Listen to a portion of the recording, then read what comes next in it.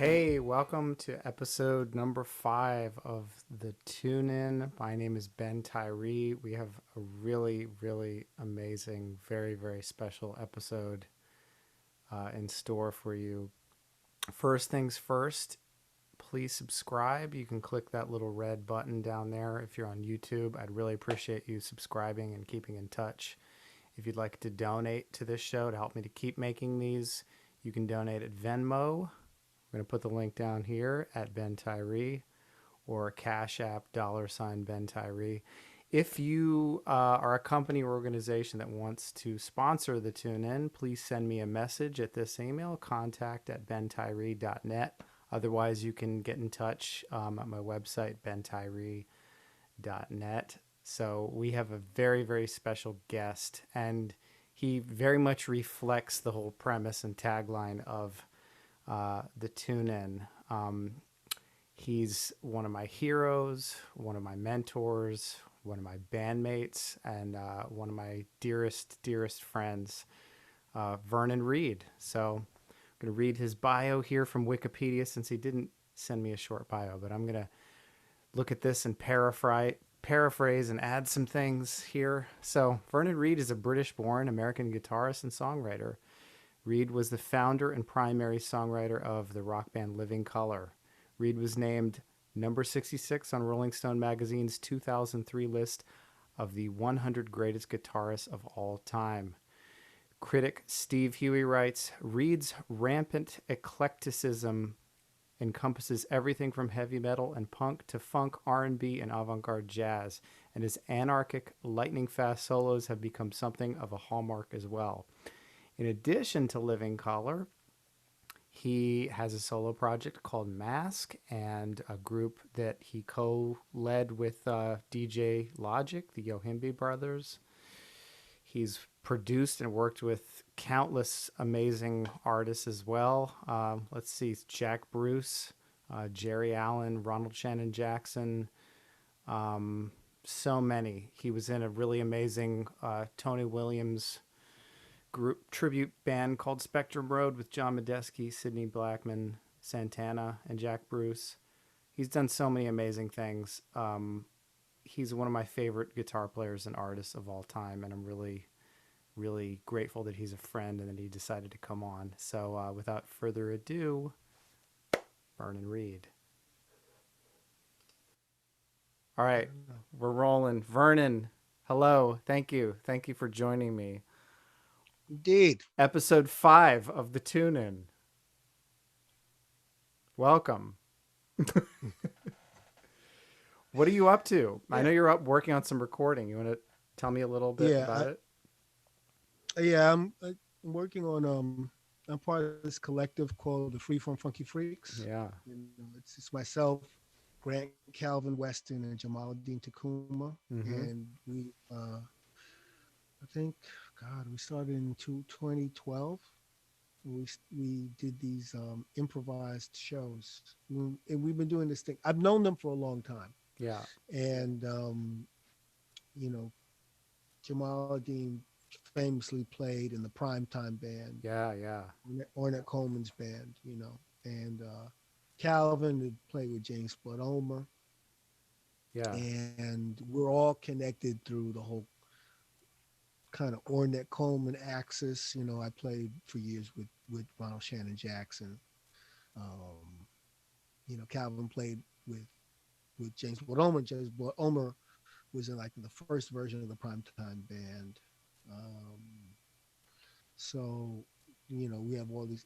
It's interlocking harmonic history.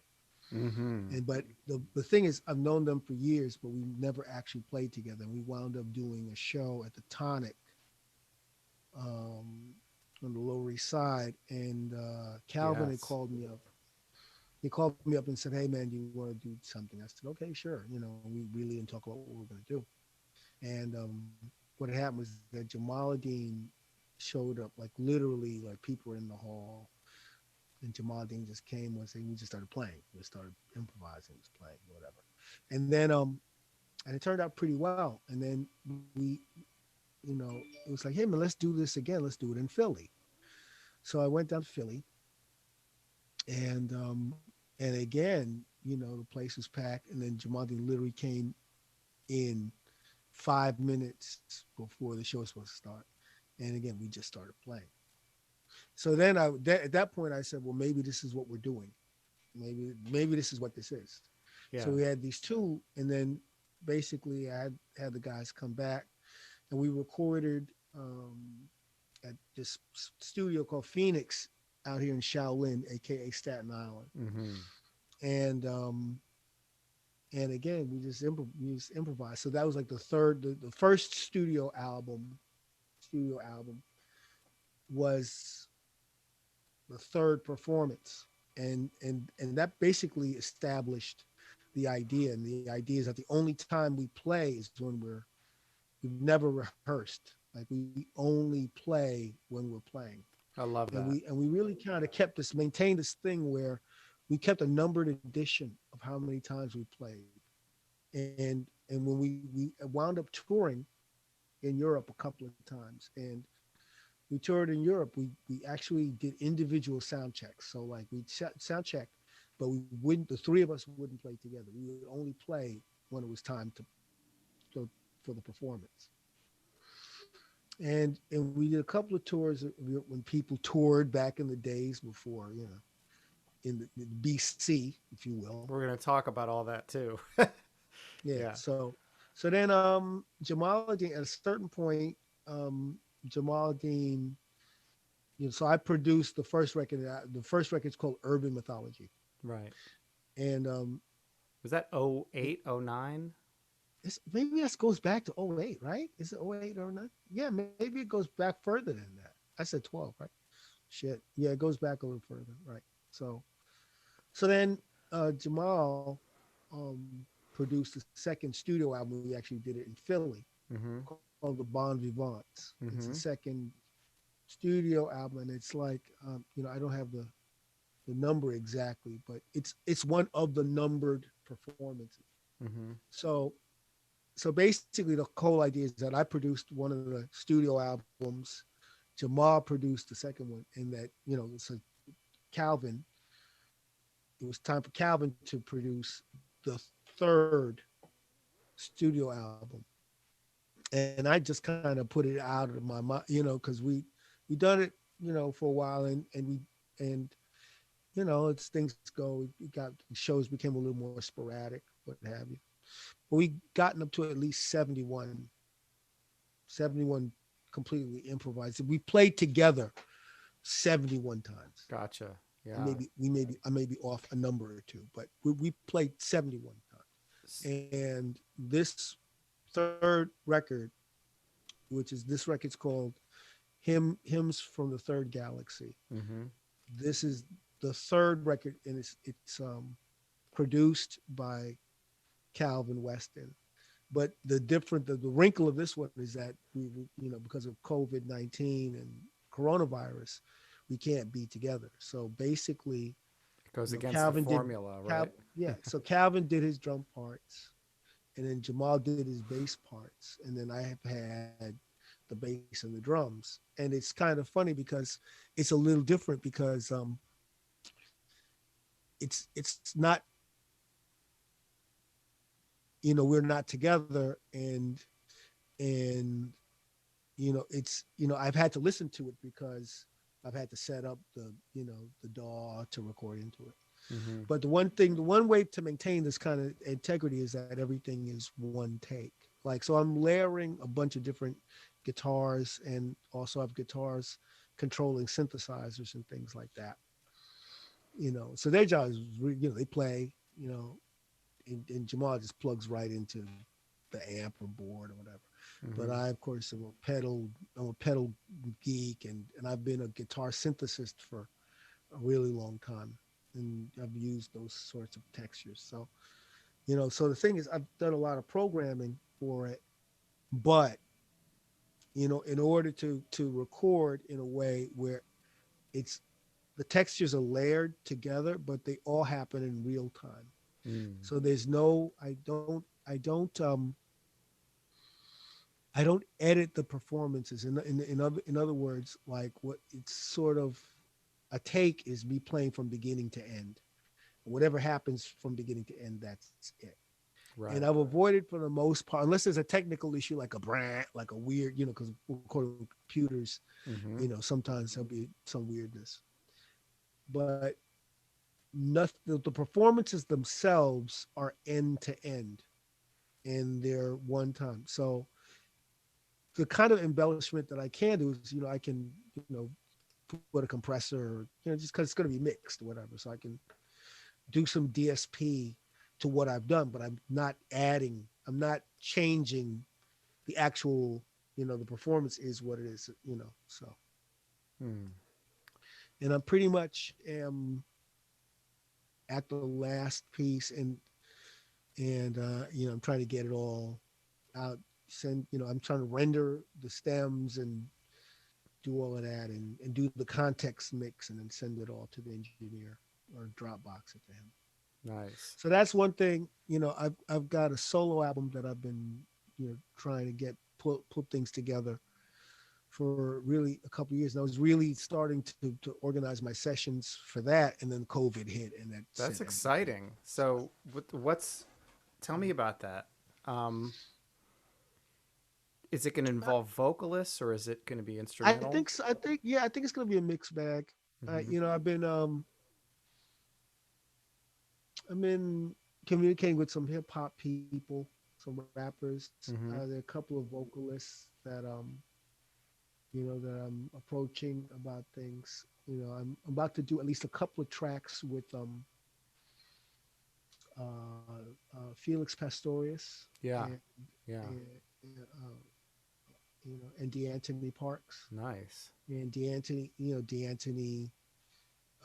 we played together in the Yohimbi Brothers, That's right. the Yeah. young live band of Yohimbi Brothers, and actually Felix and we played with Cindy Blackman. We actually played the gig before Santana proposed to her. It was myself, Mark Carey, and Felix. Nice. Was We that in the city or was that a tour? That was no, we did that in Poland. We were doing the festival, Okay. Yeah. and Cindy was her very next thing. She was like, "Oh, and I'm gonna go play with Carlos in Chicago," and that was the show where Carlos, That's right. got on one knee and proposed to her. So it's pretty crazy, right? Now, So now so was yeah, so yeah. So anyway, so I'm trying to put together these tracks, and really, it's a weird time period for writing because we're gonna be in the BC era. But we're in the BC era, and we're gonna be in the AC era. Before COVID and after COVID. yeah. Yeah. And COVID's going to be with us for a while. So the Yeah. AC era is it's going to be a minute before it's a clean break. At a certain point, I mean, if you consider influenza from 100 years ago, Mm-hmm. um, it lasted about because various people have called it the 1917 flu pandemic, the Right. 1918 flu pandemic, but it was over by 1920. It was pretty much over. I But read. influenza as a thing has stayed, has stayed Yeah. with us.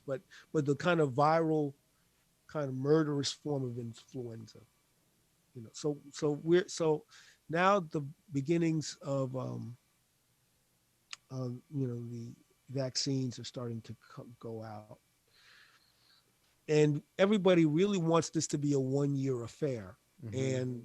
and the problem with that is that it might not be. Like we may be looking at this, and because nobody, because it's shattering to go there. Like the idea of, okay, this is going to be 2 years out of our lives, Yeah. essentially, Yeah. and it's kind of like we couldn't face the idea of losing 50,000 people, and people were, and I was just like everybody else. Well, this is kind of like the flu kills and then people, informed me via Twitter, via social media, said, no, Vernon, it's not what it's much more contagious than the flu. Hmm. and there's no vaccine against it, and and it's lethality.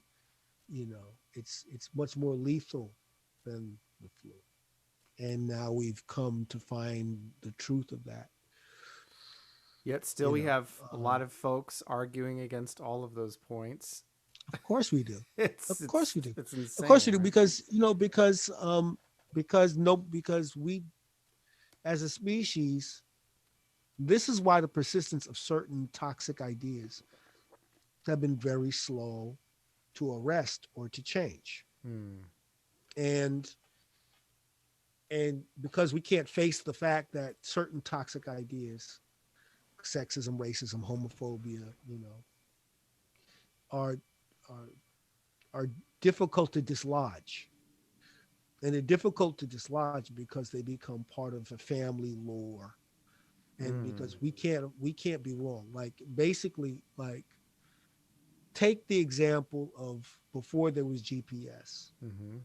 and driving with somebody, and Mm-hmm. particularly dudes driving with women. But I don't want to necessarily throw that spin on it. But somebody's driving and they have written directions, and there's ambiguity about a certain point, you know, and you know somebody asks a completely innocent question, you know, are we going in the right direction?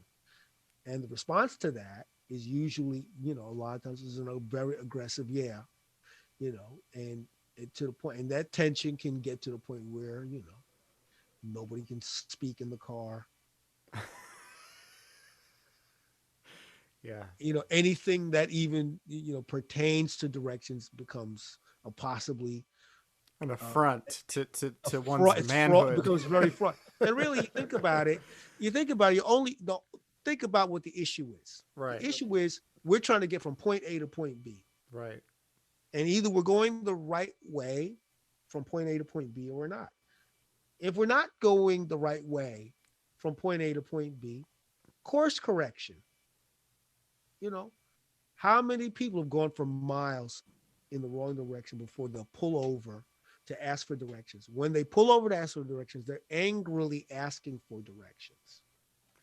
You know, because I know, the construct. I know what I'm doing, which is deeply, deeply ingrained in the male psyche, in the male ego. I know Yeah. what I'm doing, Yeah. right? And this whole kind of, and that's the thing, the roots of authoritarianism, lay within human psychology, you know, and Yes. and so like the how many times do we have situations where we've gone way past the whatever the issue is, we've gone past it. Are We've you gone, you know. are you familiar with Wilhelm Reich? And he has this book, The Mass Psychology of Fascism. Mm, And it's a lot of what you're talking about, but also he connects it with sexual repression, mm. via everything you're saying. It's good, but yeah, yeah, it's a profound phenomenon. No, I was laughing a second ago because I had just had all these memories of when I was a kid. When my mom lived in Brooklyn in the '80s, and I was Mm-hmm. with my dad in DC, and he would drive me to Brooklyn and get lost every time. And it was like a whole thing. And we had all these maps in the glove compartment, and it would just be like you'd be in Red Hook, and where are we? And it was exactly what you we get in the middle of the night, like after quite a journey and an ordeal. But Yeah, those days right. are You over. had You can just right, look it yeah, up. and that experience is instructive. I mean, these things, like some. I mean, again, things don't change by magic. They change with effort and work, right? Like, Yeah. if you think about really traumatic situations, trauma when trauma and addiction combine, it must have been addictive at a certain point to actually own another human being, to Mm. actually have been empowered to own another human being had to have been addictive. Well, people who it had to, yeah, people who you know, study addiction, they are now cataloging these different emotional states and the chemical reactions they cause in one's brain, and you can definitely be addicted to that. You can be addicted to kind of anything, really. anything, you know, and to the point where, you know, I mean, that's and then you get into, you know, the whole concept of compulsive, you know, washing your hands or whatever it is that you do, right? So certain things that are compulsive, like workaholism. Mm-hmm. Workaholism, capitalism thrives on it. It's a disorder, right? Mm-hmm. It's a disorder. The inability to take a break, you know, the need to shoulder the full responsibility of whatever it is. You know, you can't delegate it. You have to handle it yourself. These are seen as virtues in capitalism. They're seen Yeah. as virtue. It's actually, you know, it's actually a disorder. I have a friend who, you know, I think his father worked himself to death. I think his father worked himself. I think Harold Washington worked himself to death.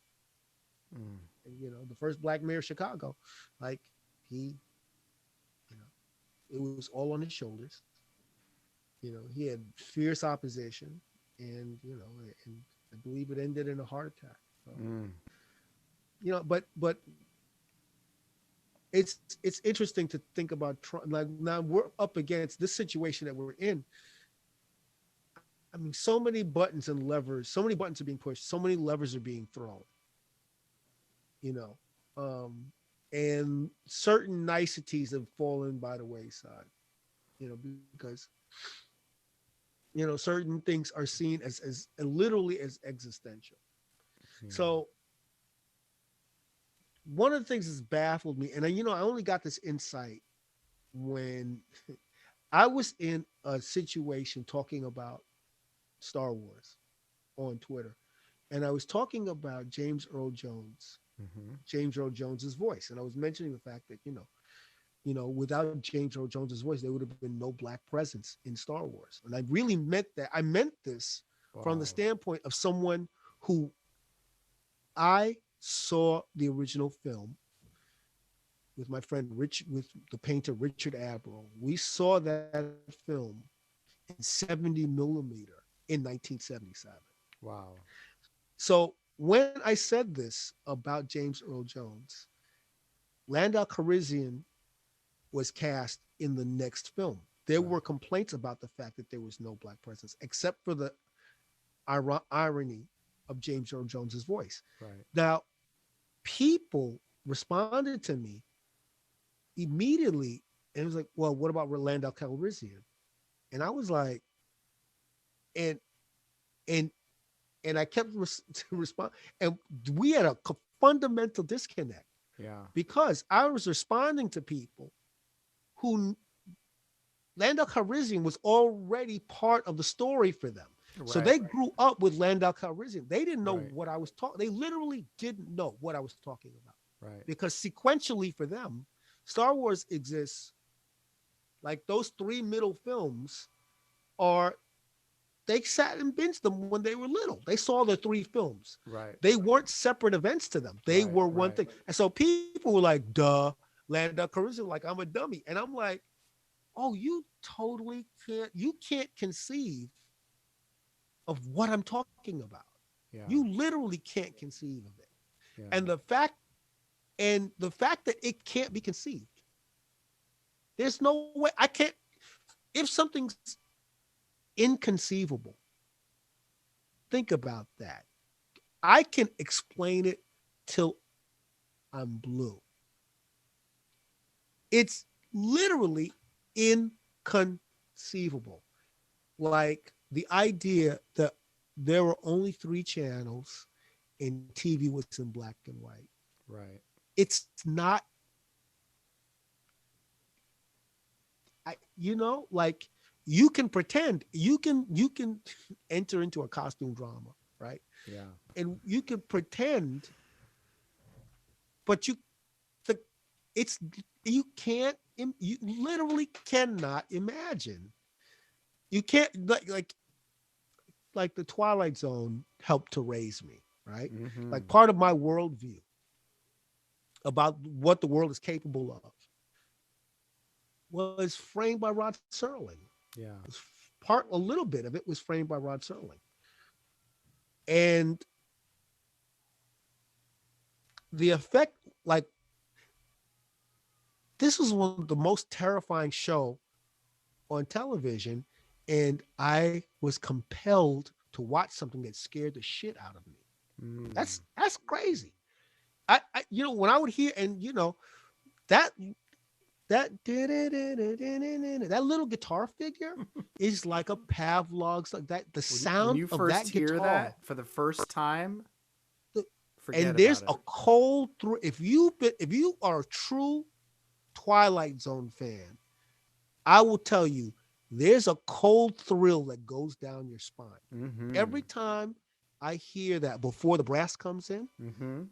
Just the You know what I guitar. mean? Yeah, yeah, yeah. And because I'm feeling it right now just talking about it. Yeah, yeah, That imprinting at a yeah. young age, it was almost, I could almost say it was like a positive trauma. Because listen, some of those shows, they messed me up. Just that little fragment of the intro. I can remember when I was a kid, it was such part of the zeitgeist that anytime anything weird happened, do do do do, like somebody Yeah, sings people would that, soul fetch it. and People would, it like signals that like this is some weird shit. What's going on now, right? we're into the zone. And so much of what we've experienced in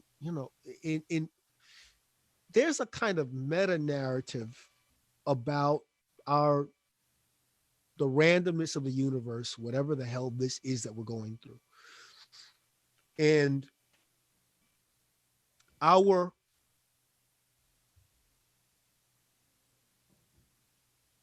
our attraction to doom. Mm. Why do we entertain ourselves with the worst possible happening, right? Like the big budget films about every kind of disasters because of the endorphin hit of relief. Like we're addicted to relief. Like We're also addicted to fear and adrenaline we're and addicted fear, all of it. adrenaline, Yeah. all of it is a thing. And and that has shaped our media to a massive degree. To a Mm. massive degree. It's extended from the physical realm into the conceptual realm. And people told stories, and this goes all the way back. The construct of the construct of the bloodthirsty savage, right? The Mm-hmm. concept of the bloodthirsty savage is, they don't think like we do. They're not decent people, right? They have no culture. Right. And nothing, things don't function that way. Things don't, I mean, things don't function. You can't, the village wouldn't be a village, and we've extended that idea into, all kind of narratives. You know what I mean? Like the Klingon, this bloodthirsty, this warrior race. Right. Well, they have interstellar spaceships, Right. Right. right? So they have to be Klingon nerds. Right.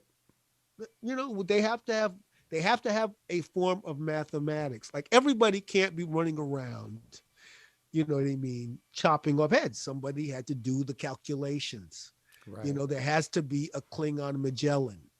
That should be a DJ, a DJ name. Klingon Magellan. Oh, that's good. You know what I mean? I mean that's the thing is, but taking one belief system and saying, well, they're beyond the pale. They're beyond the pale, and that gives us the right to dominate, to take, to destroy everything they are. I mean, that's the thing. Part of it is capitalism and Christianity. They held hands Yes, I was gonna say, yeah.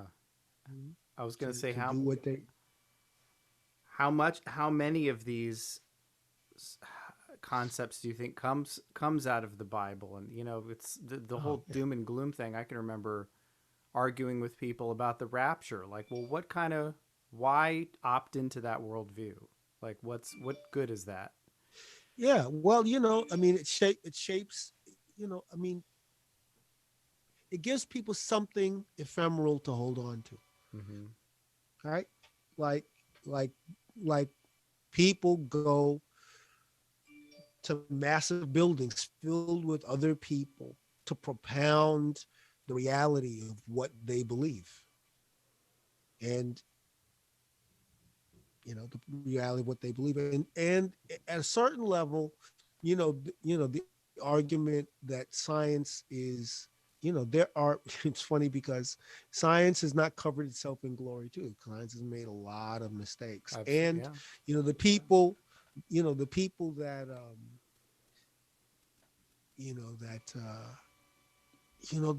there's, the ego, people have done things to destroy their rivals. Con Edison, went out of his way to discredit it. It wasn't like, Tesla's cool. No, Tesla was a brilliant man, and his ideas, he had visionary ideas, and those ideas threatened Thomas Edison's dominance in patents. Right. And he just made sure, that Tesla wasn't gonna, that the Nikola Tesla was not going to prevail. Well, Tesla's ideas threatened the capitalists that were funding Right. all of their ideas. Electricity could be free and through the air. It's like, Yeah, what? that was like, nope. You know We're what not I doing mean? that.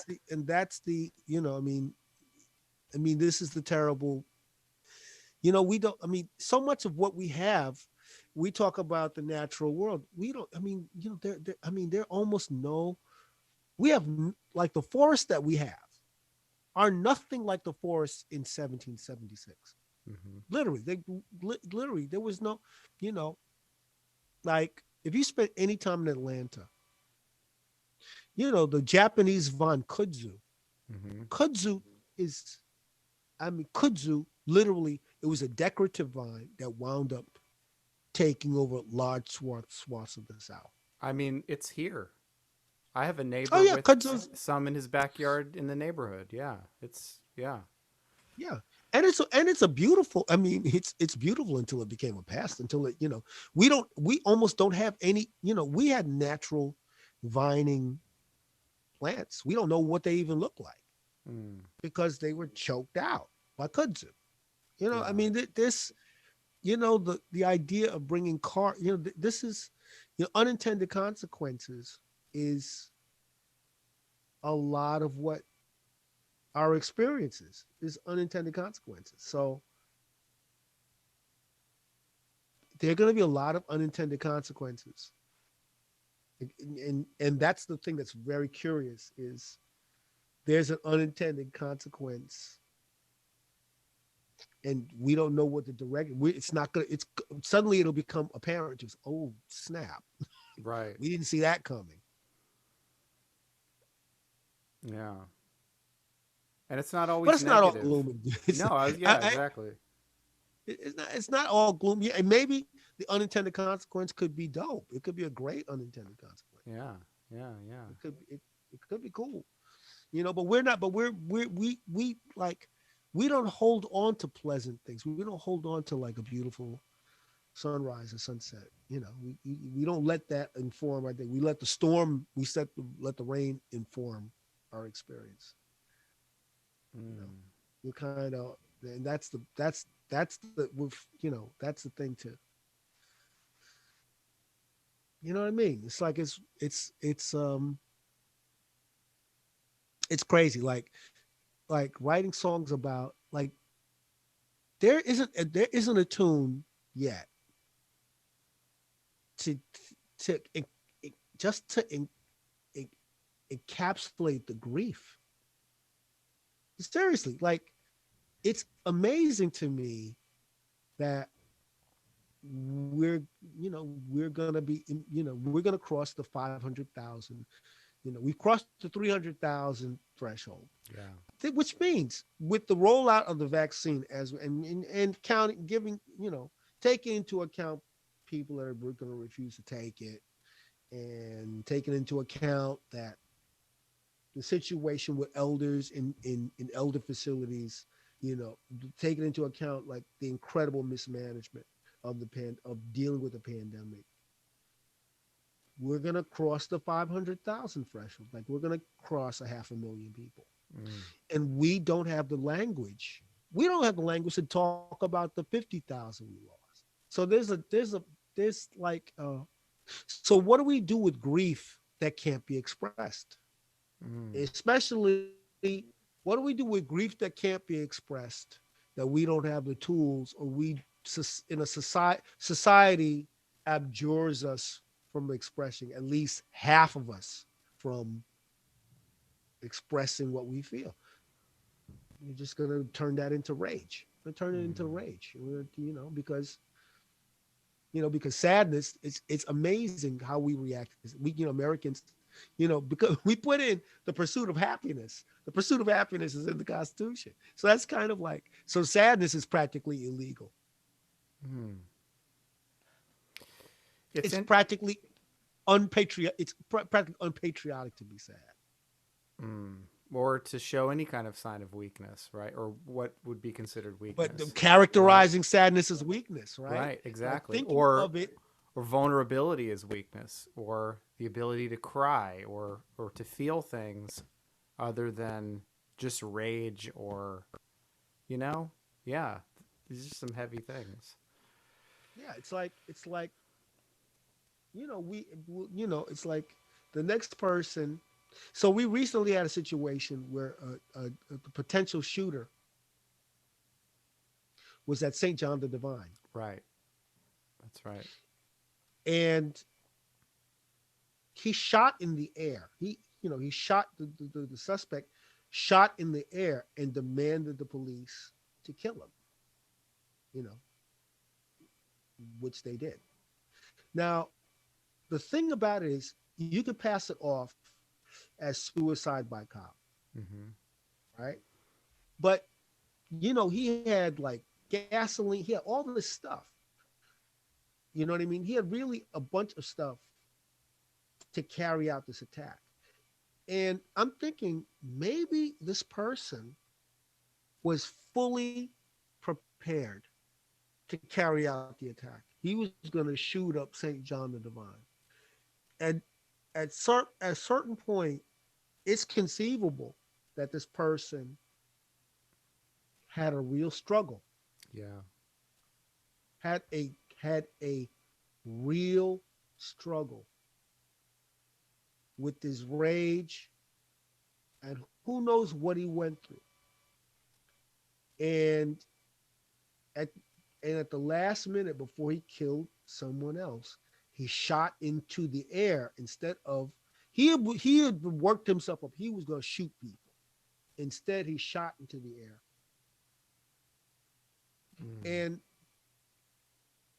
And like one way of interpreting, he's a crackpot. He came in, he wanted to get killed by a cop. And I'm thinking, this person, it was a coin flip. Yeah. It was a coin flip, and some shred of empathy, humanity, some shred, you know, maybe thinking about what his mom would think, some shred, he couldn't back out. He couldn't, the die was cast, but some shred redirected his arm. Mm. Yeah.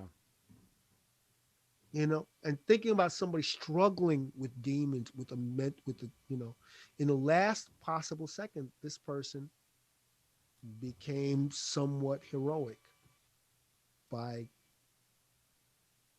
making the choice that didn't wind up with people being murdered in the church. Wow.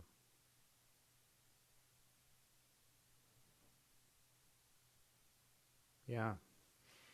It's amazing. I mean, I think about like us, people we know as artists, and how Mm-hmm. we have this outlet.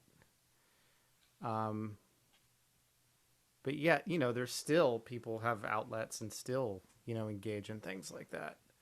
Oh yeah. But I think about that, especially singers, how that can really transform rage into something constructive, right? Mm-hmm. Just the act of singing. And when I started music, I started as a singer. I didn't know I that. started as a singer because I had all this built up rage and Mm. sadness and frustration and things from my childhood, and literally I was also very musical and had a curiosity about it. But Right. my early period of like 13 to like 17 was all about sort of transmuting this rage, and Mm-hmm. at some point I got it all out, and then I was ready to move on to something else. Like Right on. people would say, "Why Yeah. don't you sing anymore?" I'm like, "Well, I did the thing that I needed to do with it." you know, Yeah. Yeah. Yeah. I didn't really re-engage it until recently, but during the pandemic, I found myself in this state of like I had all this because I had childhood friends pass away during this time, and there's a lot of sorrow. And I remember Stephanie telling me there's this idea that um, despair and sadness gets stored in your lungs, right? Mm.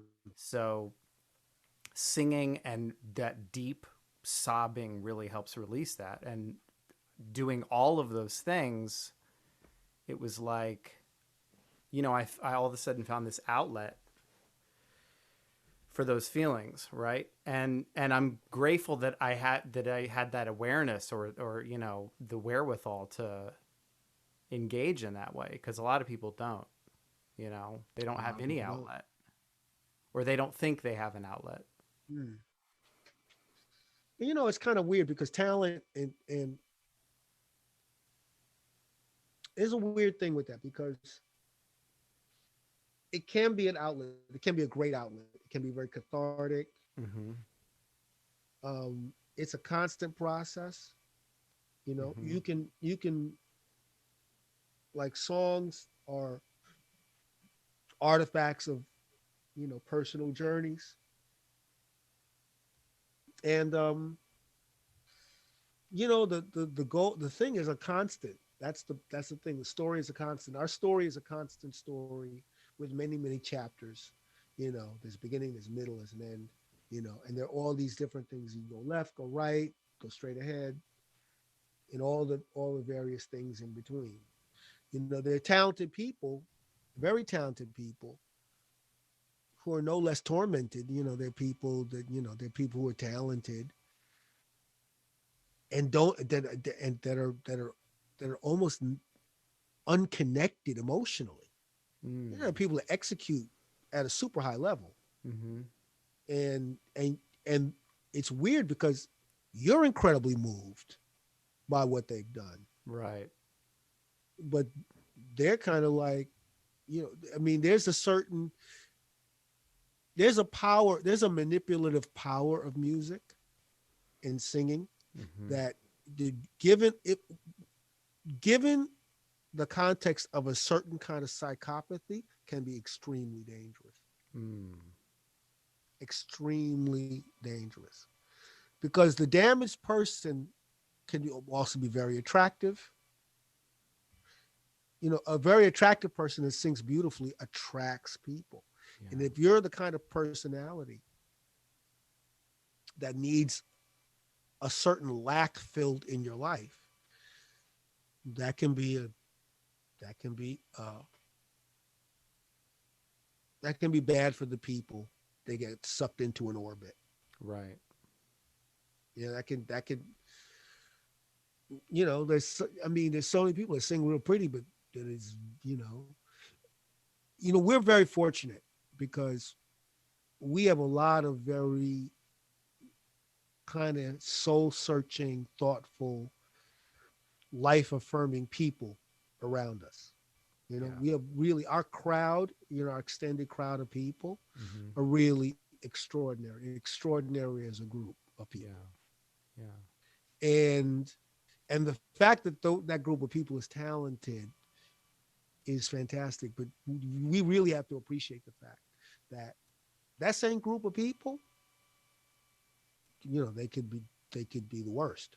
They could be really talented, really gifted, and and they could all be the glass is half empty, and I'm trying to drink every drop, and you can't have none.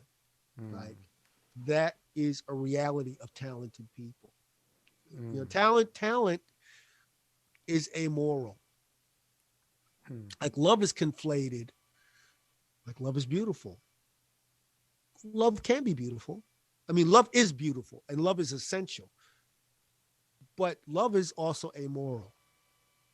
Love doesn't care about whatever structure you happen to be in when it hits you. Mm. Yeah.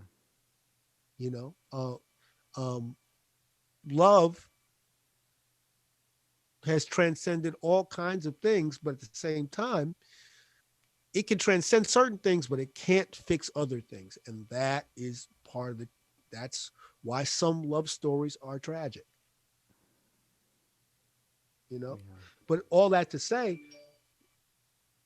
love is a necessary component, and love can also have aspects of it that dip into the unhealthy too. You know, um, but again, it's an essential emotion. Well, love and betrayal can coexist. Mm. Love and love and dysfunction can coexist. Mm-hmm. Like people are caught in a trick bag. If their parent was damaged by their circumstances, and that parent acts out physically, physicalizes their trauma Yeah. on their children, Yeah. the child is confused. Yeah. The child is dependent on this person who something triggers them, right? And this is also the first person to show them what love is, right? Or to Right. imprint that onto them, right? And that's where you have multi generational narratives of damage that are just are spread out, because the people involved, they can be attractive, they can be wealthy, they can be intelligent. This is not something that's like happening just in the holler, and it's happening in the ghetto. It's Right. happening in every it's happening. In fact, the situation where there are resources can even be weirdly worse, Mm. right? Because the resource can be held as a threat, can be weaponized. It can be weaponized. Like it's kind of like, Or well, not used properly either. or not used properly, Right. right? And that's the thing. You went through an experience with your parents separating that Mm-hmm. I didn't have, but the circumstances that I grew up in, there were things, you know, everybody's got, and I'm really mainly thankful. Yeah. I'm mainly thankful. And I know you're mainly thankful that your parents are who they were.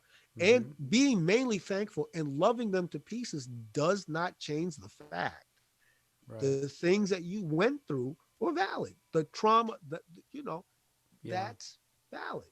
Those things,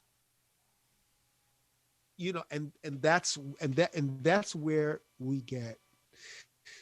I mean, the richness of music is the ability to encapsulate the ambiguous, the the, the ability to encapsulate the ambiguous. You know, when somebody says, "I love you, don't ever change." Now, Right. that line, I remember this is I'm having a flashback of another conversation we had. Yeah, I remember this. Yes. right? It's and taken in one dimension, you know, but take it to turn that 45 degrees, and it's like, holy shit.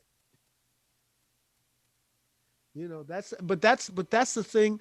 Music is unlike other arts, even though other, not to denigrate or take anything, you know, because all five senses, smell is one of the most deep, like, It really no, is. our smell is a time machine. If you smell something, you will be transported all the way back in time. Mm-hmm. No other, nothing, sound won't do it, touch won't do it, sight will. If you smell a certain thing, you can be taken all the way back. Yeah. Yeah. You know, music is music has something in it. And music is a science, and music is, it's all of those things. You can break it down. In fact, one of the ways that people use to to to try to contain the power of music. One of the ways to contain the power of music is to break it down to its mathematical components. Mm-hmm. And analyze. Well, this melody is it's the tonic, and it leads to the sub da da da and the da da da and the da da da. But that doesn't explain why that melody does what it does to you. That's Like, right. it's Yeah. kind of like studying cue. It's like people. This is amazing. With people that study comedy, that study humor, and they study humor and they break it down, but they never laugh, Hmm. and that's weird to me. But why would you be compelled? It's like, why would you be compelled to study something? And maybe it's because why doesn't this affect me? Why doesn't this? Or, sometimes some people feel compelled to try to understand that which they don't Yeah, understand, yeah, that's true. That's true. That's true. It's kind of like, it's weird because the ultimate mystery is like a transcription of a solo can give you a lot of information, Mm-hmm. but it gives you no insight into the mind. That's right. It gives you no insight into the mind, because the truly great improv solos, they are the person doing it has no idea what they're doing, or they have. It's weird. It's like, of course they know it. They may know it theoretically, but they're making choices in instantaneous nano choices. Uh, Like, yeah. Go ahead. no, I don't know if it was you or somebody. I can't remember who said this, but they were discussing this idea of transcribing or learning other, improvisers' solos, and if it was you or someone else said, I don't want to play what these people were playing. I want to feel what they were feeling. I want to Right. engage the music. I want to be in that place, that same place, tap into that. Right. Like, it's kind of funny because, like, we hear, like, it's weird because when you hear certain people play, what you're hearing is so many different things. You're hearing them questing, being curious, Mm-hmm.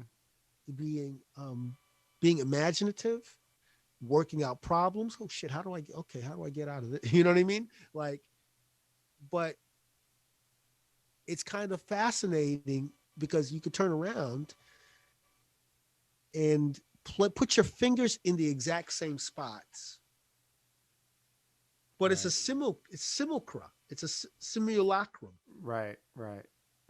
Like, in fact, you are divorced. You are utterly divorced from why this finger went to that fret. Mm. You didn't eat what they ate that day. You don't have their skin. You didn't, you didn't have the dream that they had the night before that gig. You know, you didn't get yelled at by their girlfriend, or you didn't just have sex with that woman and then go into the studio. Right. Like, It's all in there there. are Yeah. it's all of that, the frustration, the grief, the lust, the drama, Yeah. and the ego, and I'm a motherfucker. Maybe it's the I'm a motherfucker self-talk, whatever. It Right. don't have to be pretty, but whatever it is, it's also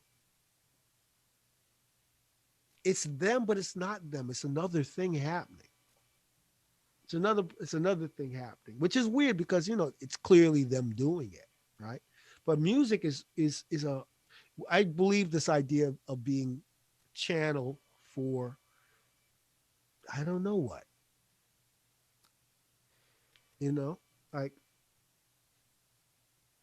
I Did I always ever talk about did I ever tell you about my Bud Powell phase?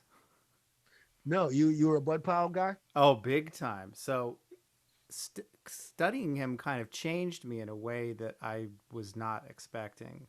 Mm, Now I kind of my early 20s there was a lot of transcribing, there was a lot mm, of and I value that stuff still. I think it can really help you engage the instrument and of course. take yourself outside of yourself, but you have to set aside this idea of like I'm going to master this or I'm going to be able to understand this person or it's Mm, just a different approach. And uh-huh, so but absolutely. I had this phase where I was really obsessed with Bud Powell and I was transcribing him a lot. I was playing along to records. I was even reading about him. I was just obsessed with him. And there was something about Hmm. his story, um, and I always got a sense that, like what you just said, that he was almost channeling something. And one night I had this really intense dream where I Mm, was at this, I want to say it was like a loft in the early 60s in Paris or something. And he was mm, performing and he was just gone. And I mean, I could hear it was like one of these vivid dreams where you can like literally hear someone else's music and your brain isn't creating it. You mm, know, mm, it's mm. like you turned the radio dial or something. And Right. I'm just like enraptured watching him play with this trio. And then like I feel this tap, somebody's tapping me and I turn over and it's him and he's like over my shoulder, but he's also playing. So like my brain makes this connection of like he's out of his body and he's Mm, like wants to interact or something. And I'm just like, "Oh, Mr. Powell, I have all these I just get into mhm, that stance of like I have all these questions. I need to mhm, talk, and he just like puts his hand on my shoulder and like looks me in the eye, and like mhm, my left brain just shuts off, and we both start crying, mm. and I wake up and I'm like. That was like a kind of game changer for me Wow. It's a because powerful dream. I had this it was like this lesson that like all that is cool.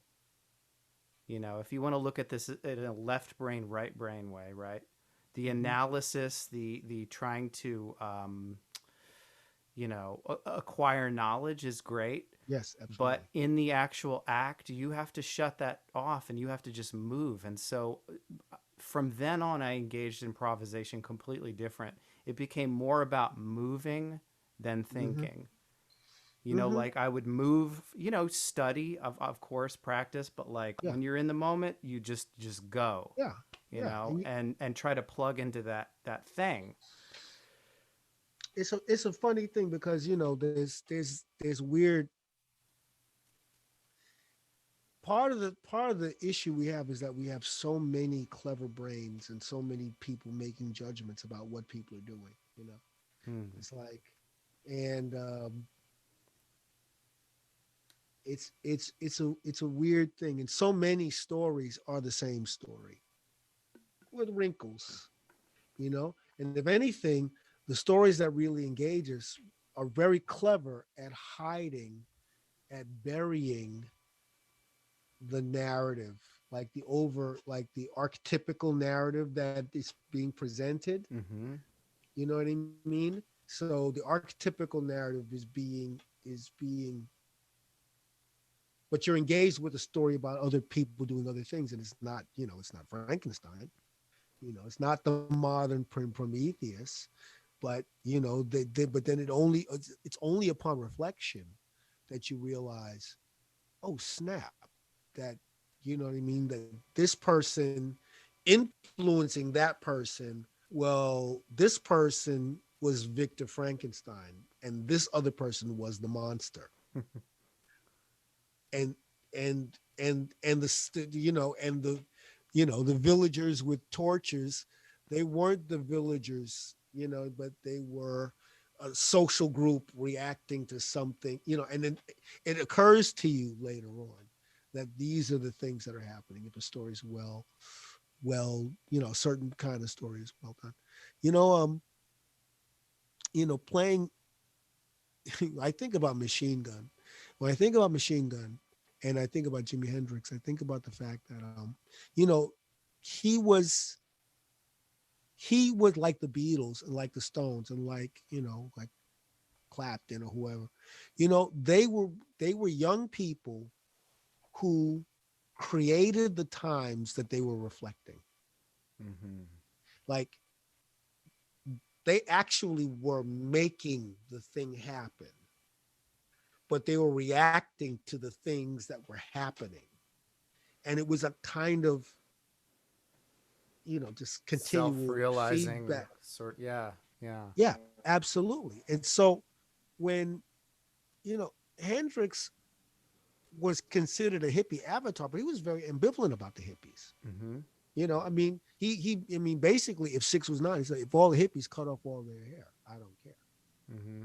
And the fact that he set his guitar on fire was that he was able to, I'm not attached to this. I'm not it's like a performance of letting go. But it was a very visceral performance. It was also a public ritual. It was a ritualized, you know, and it was also about you know it was a critique of capitalism, without him he's not thinking those lofty thoughts. Well, what can I do next? Oh, you know what? I'm going to set my guitar on fire. And he did it. And he did something in that moment that was so shocking, like literally shocking. Mm. Like they couldn't assimilate what he was doing. They had nothing in their experience. And Mm. that's the Jimi Hendrix experience. The whole idea of I am transformative. Mm. I am here to transform, to transfigure the night, if you will. Yeah. I'm here to transform it. This is a direct line. There's a direct line, the experiential, the idea that all things are different. There's a line directly connecting, you know, what Coltrane was doing to what Jimi Hendrix was doing. Yeah. Different means, different pathways, Mm-hmm. very different pathways. But Coltrane, when he did My Favorite Things, he was so in that lyric.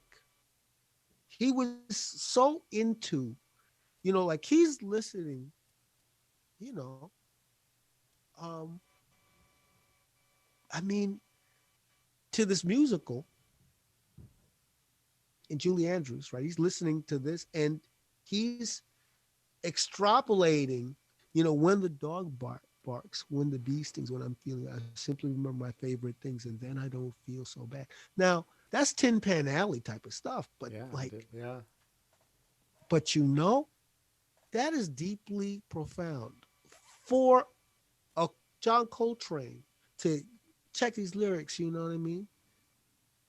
And think about the kind of life and the kind of lives that had to be lived. And for him to seize on that is very profound. Where he took it is very profound. That was my first experience of hearing John Coltrane. Yeah. Was hearing My Favorite Things, I think for a lot of people that was, yeah. and it was so mind blowing because it was not it was not a vehicle. A lot of times, tunes were vehicles. They took polka dots when they took popular tunes and they reharmed them and Mm-hmm. it was really, when it really works, like if someone's going to play polka dots and moonbeams, like that shit's got to mean something to them, right? Right. What is that? What is that? What is that moonbeam? Like, you know what I mean? Like to take that on polka dots, moonbeams. You know what I mean? Like to really take, and it can't just be, yeah. That's the tune. Right. You know, like Lush Life. Lush Life should only be sung by recovering alcoholics that can sing. You know, I mean, I can. It's arguable. Mm-hmm. Somebody could take maybe somebody that what, or someone that never touched a drop. That's the child of an alcoholic. Now that would be some interesting shit to hear. Mm.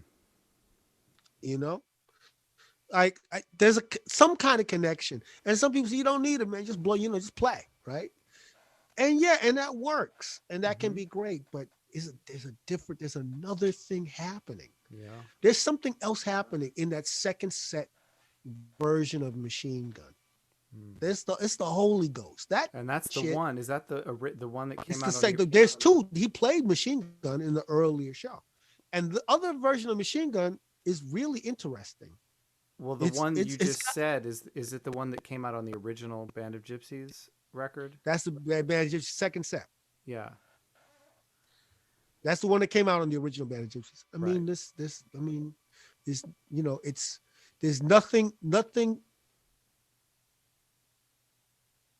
there's nothing, there's no equivalent to it. I mean, I mean, anyone can make the argument that there's no equivalent uh, to eruption, because eruption is a magnificent. It's not just a display of guitar pyrotechnics, but it's an embodiment of the joy of playing the instrument. Mm-hmm. It embodies, you know what I mean? And people approach it like, oh man, it's work, right? Like it's work, and then you want to get everyone wants to get it just right. But Eddie Van Halen was just this is just some. Oh yeah, well, sure. He's Joy his and mindset. He's curiosity. You know. joy, curiosity, bloody mindedness, just like you know what I mean. You get to see him with a cigarette, you know what I mean. He's a dude that lived his life. He was the joy of being himself and having. He had fun. Yeah. He was not this grim. It wasn't like this grim exercise in "I'll show you." But That's not. and then you find out about his childhood and how he had struggles as a child. You know, them being immigrants and not speaking the language, and The he whole bit. he was bullied in school, and That's right. all of that is in there. You know, it has to And be in there. it's in there, and his also only in America. That's the thing. That's It's right. like this is the thing about America. America is an amazing place. It's as even as it's horrific and all these other things. It's fucking outstanding. Yeah. It produces real freaks, like total weirdos. Like people, like what? It's the land of mutations. You know what I mean? I mean, it's the land of the tinkerer and the, you know what I mean? And the, you know, you know, no place is gonna create a Stan Lee, you know, and not just a Stan Lee, but a Jack Kirby. No place is gonna create a Sun Ra. You know what I mean? Mm, And a John Gilmore. mm, You know what I'm saying? Like, like a Buckminster Fuller and an Ornette Coleman. right. Yeah. That's why this place is worth fighting for. That's why this place is worth arguing over. Yeah. You know, this is the thing. It's like we can't shut that off. We can't have a situation where somebody can't, put on a wig and become RuPaul. That's his freak flag. We can't have a situation that doesn't produce a Mary J. Blige and a Lucille Ball and a Chaka Khan. and a Shelley Nicole. We can't have a situation that doesn't produce an Ishmael Reed, who is also a top shelf violinist, right? Mm. We can't have a situation that doesn't give us a James Baldwin and a Stephen King. Mm-hmm. That's what this is about. That's Mm. really what this is about. This is about a Roy Clark and a George Benson. You know what I mean? But not just about that though. It's about not just the ultimate superstar people. It's about some nameless dude in a lounge who's playing his ass off. You know, it's about some nameless female playing pedal steel guitar and being a badass. Mm-hmm. You know, it's about all of these things, and that's what it's. And that, to me, if we lose if we lose this, we can't lose that spark. We can't lose that.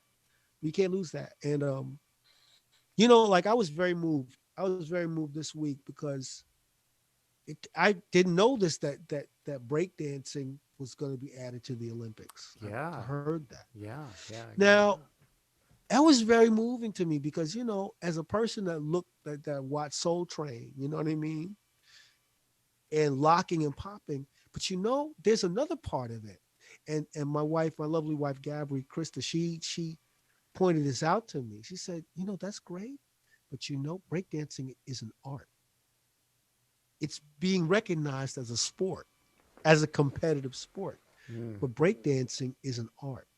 And the dance world has always held it at arm's length. Interesting. Yeah. You know? Interesting. They give it to you and then they take it away. Mm.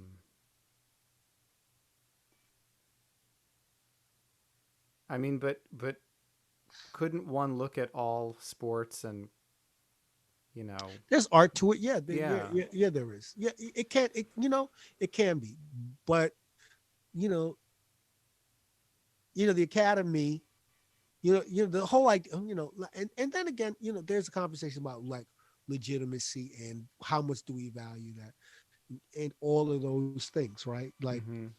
that's kind of hmm, that's an ongoing struggle with with the right side of the brain, right? It's an ongoing struggle. Right.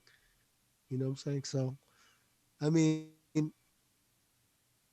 I mean, talking to you, you know what I mean, and hearing your growth and hearing you play and just play. That's a tremendous range of styles. You know what I mean? You're a tremendous musician. Thank You you. know what I mean? And it's how you function with people. Mm. How kind you are, how patient you are. It's it's something. It's a tribute to what you forged for yourself. How you dealt with the forces that forged you. Mm. You know, and that's important. That's important because when it takes people of courage and determination and people who are about something to change what this is. It just takes that. Mm. And it's an ongoing. I think about like how to even talk to people about their journeys. Thinking about my journey, and my journey was bass backwards and sideways, straight up, bass backwards and sideways. I couldn't. I could always complain about, man, this, that, and the third, and but you know what? It's just the fact that I managed to have a career at all. It's bananas. It's very, very, but it's about doing counterintuitive things. And the most thing, is that really following a love of music, a love of the sensation, a love of the vibration, a love of the sound, a love of the noise. Mm. For whatever level it is that I do it, right? Yeah. It's being animated by it, and finding people that were able, put up with my nuttiness, you know what I mean, or took it on, what have you. And then, like, when it's like, how do I say, hey man, you know what? You're going to be on the path. Your path is going to take you sideways. You're going to have to go sideways. You're going to have to do something counterintuitive. You're going to have to work with someone you're going to have to do the unlikely thing. It's not going to be a straight line. That's, like the hero's journey is literally kind of that. And not putting myself in that frame. But the fact is, I had to go through disappointment. I had to go through rejection. I had to go through all these things.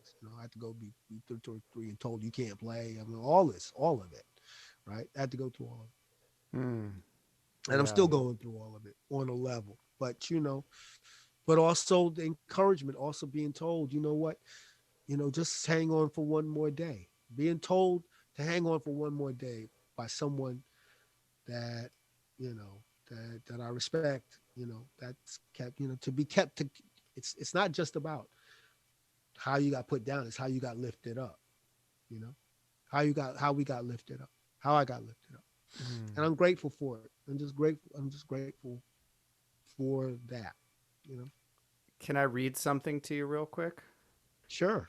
So this is something I found. I can't remember where I found this, but I read this in my early 20s, not long after I moved to New York and decided to quit my first job here, which was as a waiter.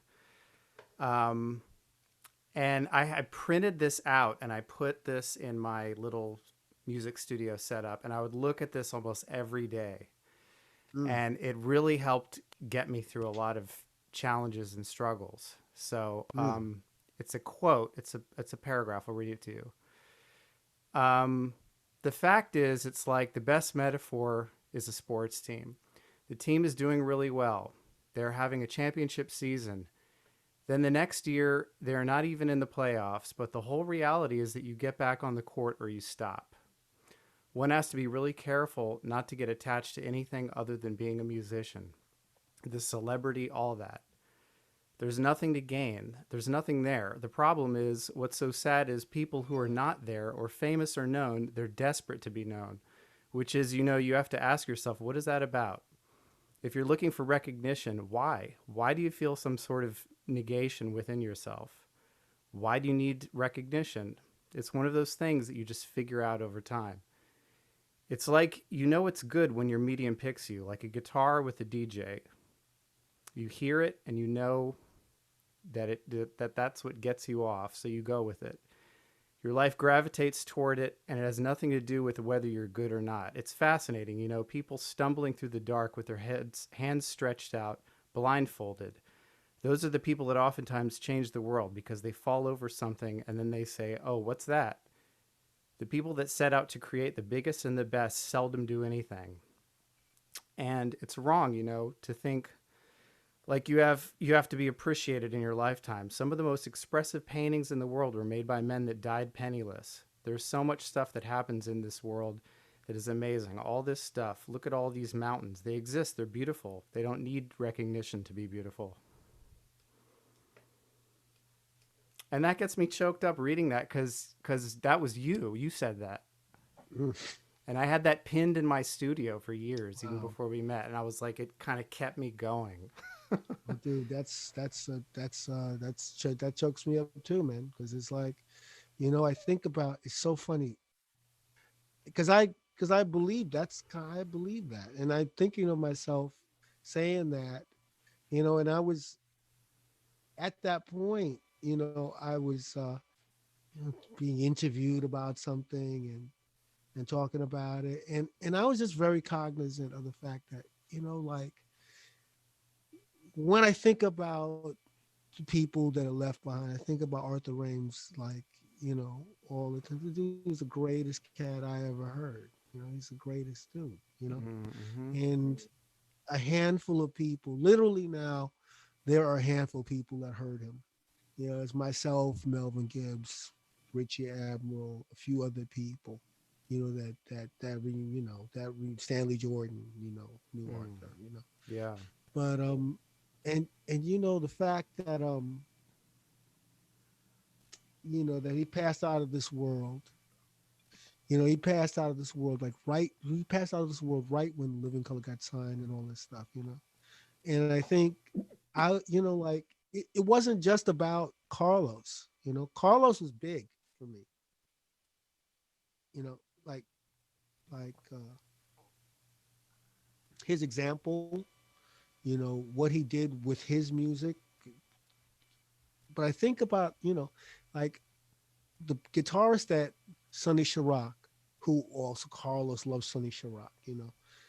John McLaughlin, Jimi Hendrix, Arthur Rames, um, um, Andre LaSalle, because I knew Andre LaSalle. We knew each other when we were teenagers. You know what I Yeah, mean? yeah, And yeah. Andre LaSalle is the first dude that play, the first dude I heard play Little Wing legit, right? Right. Andre LaSalle, Hassan Niels, um, you know, just a number of some of the people that didn't, they're not famous people, but they Larry Marsden, great Trinidadian, Brooklyn Trinidadian guitar player, um, Marlon Cherry, a bunch of people, I mean, Ronnie Drayton, Mm, and I'm very cognizant of the fact that a lot of times just doesn't things certain things don't happen for everybody. You know what I mean? And it's just because fate is weird, fate is funny, fate is fickle. And that's something that I I never could. It was very I couldn't go, well, haha, I made it. Da, da, da. Some people like they just pretend as if they had no past, whatever. But it's strange.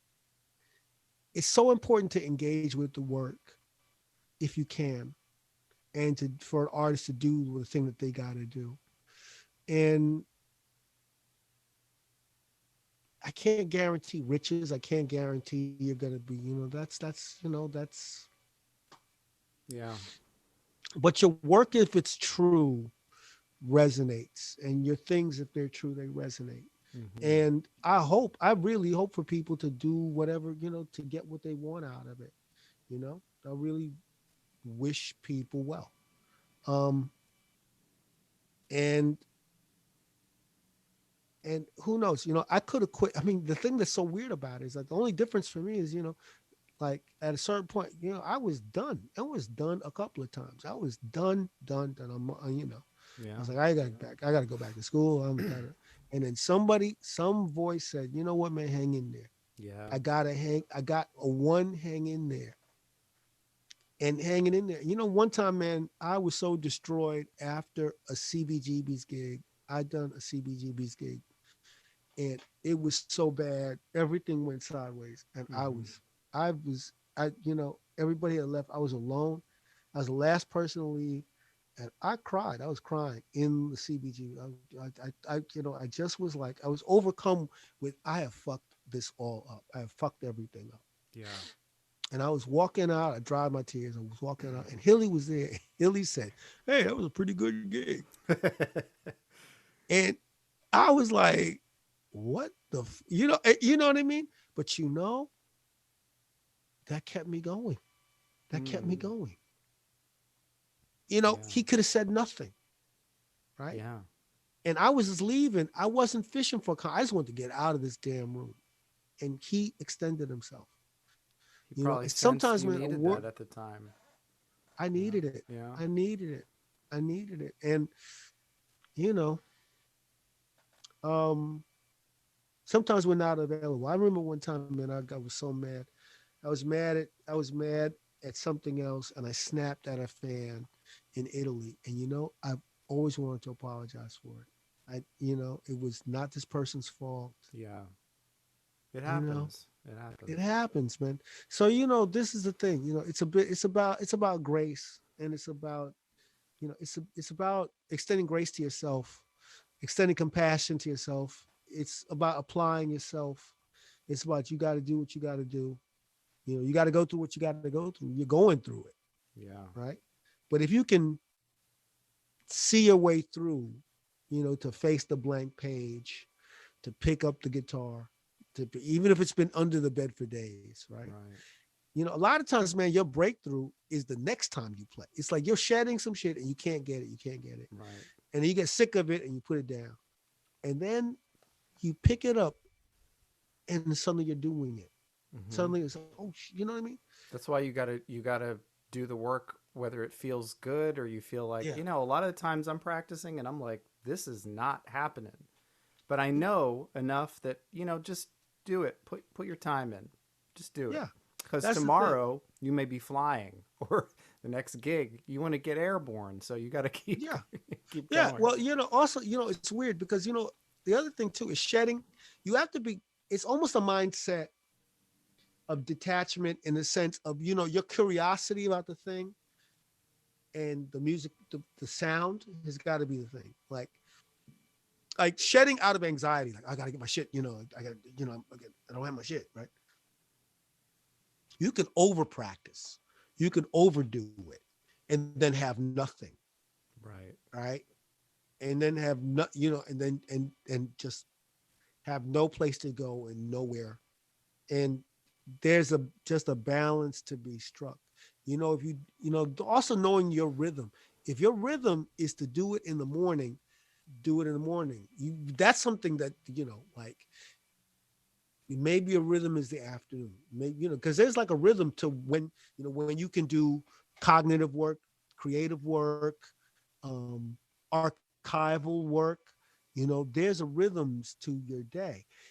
When you're willing to, there are times when you're willing to face the demon, and there are times where you are not trying to acknowledge the demon exists in the course of a day. Mm. No. And that's also part of the endeavor, if you will. Like a lot of times people lock themselves into a rigid schedule. I do this, that, so that, and that works for some, but maybe rethinking your schedule, like rethinking it. Like, does it feel good? Is it working? Ask yourself if it's working. Maybe say, you know what? Why don't you move the same activity, move it to the afternoon? Hmm. Take that same activity and move it to the evening and see how you feel. And like, don't resist. If it feels good, don't resist that, right? Because sometimes something will feel good and then we'll go, and then because it's threatening to change your shit up. So something will feel good, and that will be the thing that makes you run screaming back to the other thing because you ain't trying. You know what I mean? Because you ain't because the idea. Yeah, because it's like because now you're talking about changing up your shit. Because like if I move that, then I gotta move this, and I gotta move, and then you'll be and it's easy to default. Go Yeah. back to go back to the comfort of the discomfort. And so the ability to kind of shift. Don't be afraid to shift things around. Hey, my man, I got to go. Hey, thank you. I appreciate it. I I, love you. I love you I very love you too, much. man. I love you too, man. And Um, you and you are loved. Thank you. You have a closing message for the people, or any link to check out that I can post at the bottom here? Oh, Lord have mercy. Links to check out. Oh God. You want people to go to livingcolor.com or Go to Twitter? livingcolor.com. I mean, I'm on Instagram. You know what? Check out my photography. It's something Yeah. I'm also very passionate about. Yeah. Check it out. I'm on Vernt, VURNT 22 on Instagram and on Twitter. Yeah, that's the handle. Yeah, That's where that's I'm right. mainly at. I'm Hmm. Vernon Reid on I'm Vernon Reid on Facebook, and every day I say I'm gonna Facebook Yeah, that but that's a anyway, whole conversation. But that's a yeah, I whole other hear you. conversation. That's a whole other convo. Yeah, Um, yeah, uh, there's a guitarist I just heard the other day. Naya yes, Nai yes, Naya yes, Izuri, right? yes. Naya Izuri, and I just heard him, and he's really fascinating. He's on Bandcamp. There are a few tunes. He's um, ridiculous. He's kind of a tapper, but he does this thing I really like is he combines tapping and sliding in a very melodic way. But he's a really good singer, and it's like kind of playing these parts and singing against them. It's kind of what kind of hoodoo is this cat? I mean, it's really like a two-person band. It's himself and a female drummer, Mm-hmm. and it's very very melodic music, and I dig it. I dig it. It's very, it's inspiring in a way, not in a sense of imitation, but just it's lovely to hear somebody with just a different take, just a kind of a Yeah, fresh it is. take on and the thing is, what he's doing on guitar is like it's kind of jaw dropping, but really pay attention to the way his melodic sense, and he's developed a comfort in terms of his dynamics and the way so I think he's a very interesting character. And listen, if you're a Star Wars person, I'm telling you, the Mandalorian, if you say, "Yeah, man, I'm not gonna go Disney," it's a reason to deal with Disney Plus. The Mandalorian, like Jon Favreau, is a bloody genius. Like it really, if you're a for real Star Wars fan, like I'm not gonna say anything except it's ridiculous. And the other thing, the Black British director Steve McQueen has got Right. a series called Small Acts. Um, it's on Amazon Prime, and I'm telling you, it's out of this world. It really concerns itself with Britain of the 70s, 80s, and maybe not. This time period. It's really, if you're a fan of Linton Kwesi Johnson, it's right. Like if you're familiar with his record Bass Culture, it's a love letter to his poetry. A lot of the situations about being black and British, they're so resonant with the American situation. They're utterly different, but very much the same. Mm. So those are things that I recommend. Nice. Cool. Great. Mm-hmm. All right. Well, thank you. We'll talk again soon. We'll talk again too, a part two. You know what I mean? Next time we'll just talk about pedals. Yeah. Oh, yeah. This what? Well, I'll just say in closing, one of the things I love most about you is that we can talk and talk and talk and never even mention guitar. Yeah. And I really appreciate that because No, sometimes I man. just don't want to talk about it. Well, guitar is a weird thing to have in your life, man. And one day, we talk about like guitar as it's it's kind of, I love it. I loathe it. Mainly, I love it. Yeah. There you go. There you go. Yeah. Yeah. All right. Well, All right, thanks, bro, V. man. All right. Take care. Thank you. You take care too, man. Talk to you soon. Yep. That was amazing for me. I don't know about you, but that was an amazing conversation for me. A lot of our conversations are like that. We talk pretty frequently, and it always gets really deep. Vernon is one of the most thoughtful, intelligent people I've ever known, and for all of us who know him, we know what a blessing he is to have him in our lives. So I want to thank Vernon Reid. I want to thank you for watching. Remember, click the red button, subscribe on YouTube. Please donate if you'd like to help us keep making these. Venmo at Ben Tyree, Cash App, $ Ben Tyree. Sponsorships, hit me up. Contact at bentyree.net. If you want to sponsor the show, if you have a product, if you're an organization, whatever, we'll talk. Stay in touch, www.bentyree.net. And keep watching, stay safe, take care of each other, take care of yourselves. Peace and love always. Bye.